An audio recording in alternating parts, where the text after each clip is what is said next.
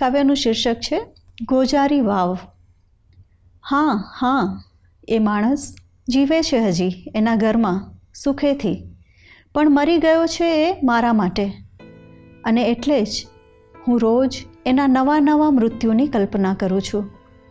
રસ્તા પર ચાલતા ટ્રકના પૈડા એના પર ફરી વળે છે, અને હું બાજુમાં શાંત રાહદારીની જેમ પસાર થતી હોઉં છું.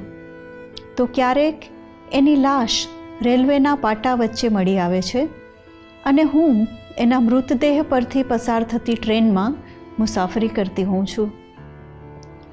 ક્યારેક હું મારી સાડીના પાલવને ગાંઠ મારતી હોઉં છું, અને એના ગળામાં ફાંસો હોય છે. હું મંદિરમાં દીવા પ્રગટાવતી હોઉં છું, અને એનું આખું શરીર સળગતું હોય છે. ક્યારેક એ કોઈ ગોજારી વાવના તળિયે પડ્યો હોય છે, અને હું એ વાવમાંથી પાણી ભરતી હોઉં છું. રોજ રાત્રે યમરાજ આવે છે પેલા કાળમુખા પાડા પર બેસીને, કરગરે છે એને લઈ જવા માટે, પણ હું એને રજા નથી આપતી.